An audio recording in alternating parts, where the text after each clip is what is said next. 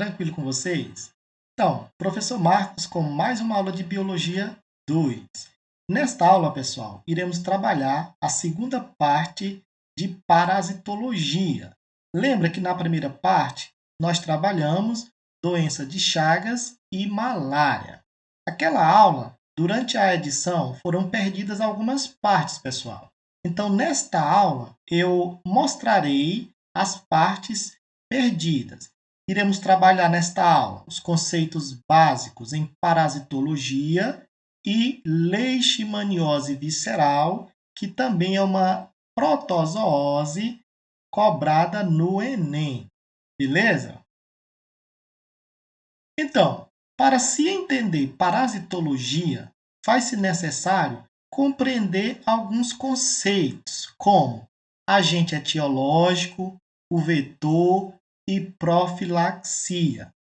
Vamos trabalhar cada um desses conceitos e entender como o Enem, pessoal, irá cobrar isso de vocês, beleza?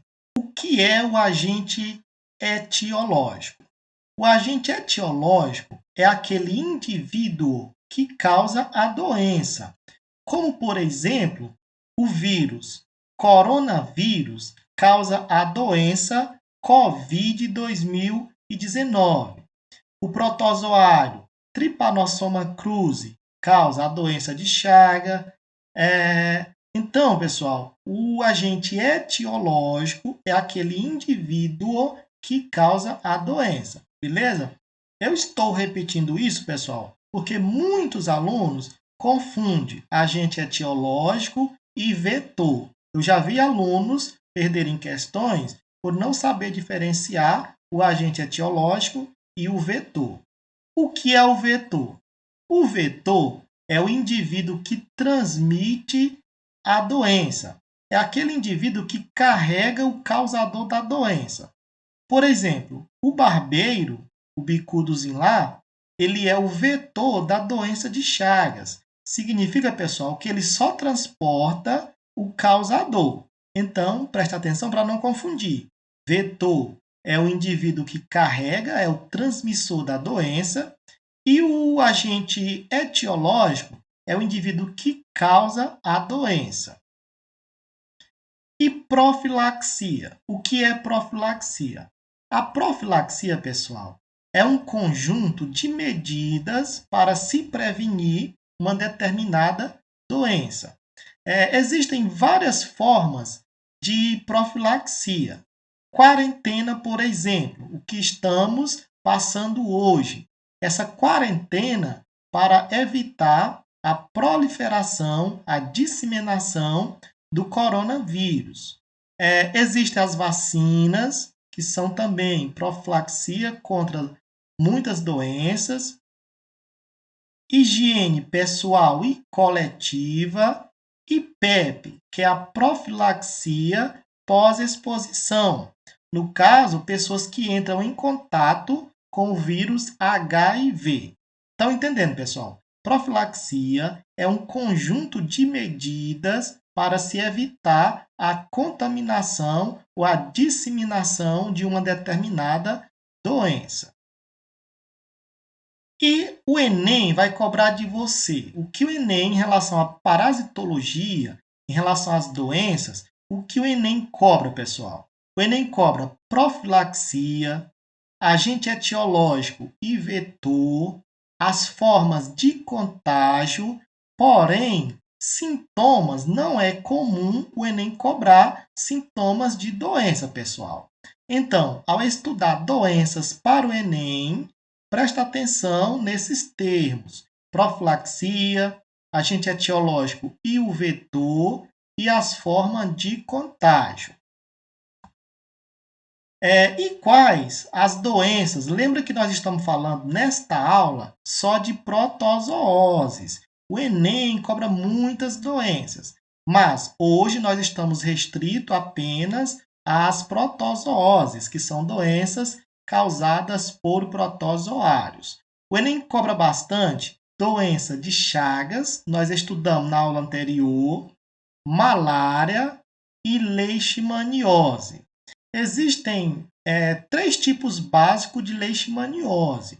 O Enem demonstra ter preferência pela leishmaniose visceral, o popular calazar. E aqui vamos trabalhar a leishmaniose. Então, pessoal, quem é o agente etiológico da leishmaniose? O agente etiológico é o protozoário do gênero Leishmania.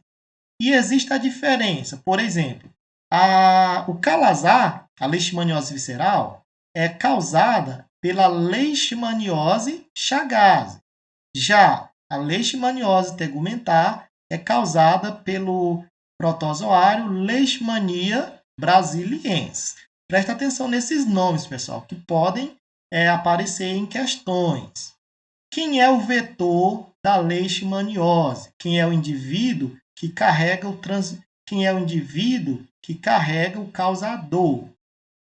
O vetor da leishmaniose, pessoal, é o mosquito Lutzumia, o gênero Lutzumia, e pode variar a espécie. Esse mosquito também, ele é chamado popularmente de mosquito palha, biriguis, mosquito pólvora ou cangalinha.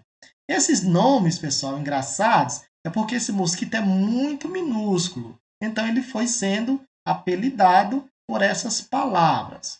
O contágio da leishmaniose se dá pela picada da fêmea do mosquito. Lembre-se, apenas a fêmea precisa de sangue para maturar os seus ovos. O macho se alimenta de néctar, de seiva de frutos, de folhas, de vegetais. E a profilaxia é proteção contra a picada do mosquito.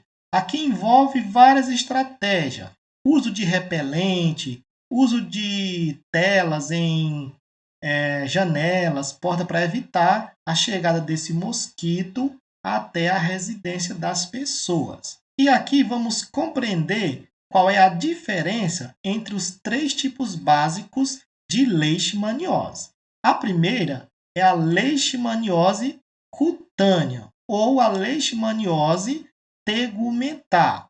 O protozoário, nesse caso, ele ataca a pele, causando esses ferimentos. Ela também pode ser chamada de botão do Oriente, porque a ferida fica com esse formato de botão na pele. Beleza, pessoal? Essa forma de doença é a mais comum, porém não é a mais perigosa. O segundo tipo é a leishmaniose mucocutânea. Ataca as mucosas, principalmente lábios e nariz, e a pele. Neste caso, vai ter uma desconfiguração facial, porque o protozoário se reproduz nessas mucosas, causando a danificação do formato dos mesmos. E o terceiro tipo? O terceiro tipo de leishmaniose é a leishmaniose visceral, mais conhecida popularmente como calazar. Essa é a mais grave, pessoal. Ela ataca órgãos internos, principalmente o baço e o fígado. O protozoário se reproduz no interior desses órgãos, danificando-os mesmo. Por isso tem aquela aparência de barriga grande. E aqui a gente tem o ciclo de vida da leishmaniose visceral. Uma coisa que você tem que entender é que esse protozoário ele tem vários hospedeiros. Não é igual a algumas doenças que nós só temos o hospedeiro definitivo e o hospedeiro intermediário, um apenas. No caso da leishmaniose, existem vários hospedeiros. Daí, a gente diz que isso, pessoal, é uma doença heteróxeno. Esse protozoário ele é heteróxeno, devido ter muitos hospedeiros durante o seu ciclo. As doenças que têm apenas um hospedeiro durante o seu ciclo, elas são monóxeno, beleza? Então, quem é o hospedeiro intermediário? O hospedeiro intermediário da leishmaniose visceral é o mosquito do gênero Phlebotomo, o famoso mosquito palha, beleza? E existem outros hospedeiros. Por exemplo, na zona urbana, os hospedeiros definitivos são quem? Cachorro e o ser humano. Agora presta atenção numa coisa, pessoal. Muitas pessoas confundem a transmissão da leishmaniose visceral. Acreditam que o cachorro transmite a leishmaniose, mas isso não é verdade, pessoal. O cão doméstico, ele não transmite a doença. Quem transmite a doença é o mosquito ao picar o cão infectado e picar a pessoa. Então, a transmissão ela só ocorre por meio do mosquito. Não existe transmissão de calazar, pessoal, de pessoa para pessoa. E nem do cachorro, do cão doméstico, para o ser humano. É preciso mosquito para fazer essa transmissão. Então, na zona urbana, os hospedeiros são o ser humano e o cão doméstico. E na selva existem os hospedeiros silvestres, como raposas e gambás. Inclusive, isso é a preferência do protozoário, pessoal. Ele tem preferência por animais silvestres, como raposa e gambás. E existem ainda aqueles hospedeiros acidentais, que estão no ciclo da doença, mas que não fazem parte diretamente do ciclo de vida do protozoário, como gatos e cavalos. Então, entendendo, pessoal, existem vários tipos de hospedeiro no ciclo de vida da leishmaniose. Perceba aí no gifzinho atrás, no fundo do slide, que a gente tem a reprodução desse protozoário. Primeiro, quando o mosquito pica a pessoa, ele lança na corrente sanguínea o protozoário. Esse protozoário vai ser englobado por fagocitose pelas células. Perceba aí, ó, no esquemazinho, o mosquito está depositando o protozoário na corrente sanguínea. Em seguida, esses protozoários serão englobados pelas células. Perceba, fagocitose. Esses protozoários se reproduzem no interior da célula, rompendo a mesma. Novas células serão infectadas, o protozoário se reproduz no interior delas e o ciclo continua. Esse protozoário ele vai ter preferência pelo baço e pelo fígado, onde vai ocorrer a reprodução maior desse protozoário e, com isso, o aumento do volume desses órgãos. E aí tem aquela aparência de barriga grande, beleza? Essa protozoário também ele pode se manifestar na pele mais externa, causando aquele ferimento, né, no caso, a leishmaniose tegumentar, que pode avançar para uma leishmaniose visceral. E aí, no estágio final, o gifzinho ó, da doença, você tem a pessoa com a barriga crescida. E a leishmaniose visceral em número, pessoal. Aqui a gente entende porque o Enem ele cobra essas doenças. Essas doenças elas são muito importantes. Doença de Chagas, malária e leishmaniose visceral, porque causam problema sério em pessoas. Só para ter uma noção, essa pesquisazinha aí, ela foi feita em 2018 e atualizada em maio de 2019. Nessa pesquisa, pessoal, constatou-se que a leishmaniose visceral mata mais que a dengue. Veja que perigo, pessoal.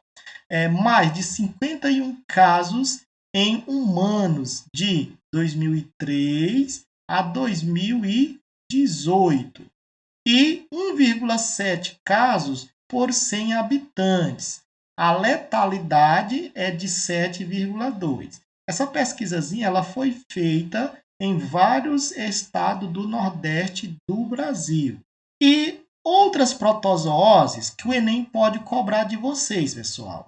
Então, prestar atenção. No livro de vocês tem uma tabelinha com várias protozooses. Tem uma estudada que pode cair no Enem. Giardíase, amebíase e toxoplasmose. Beleza? Então, nossa aula de hoje era isso, pessoal. e valeu, até a próxima!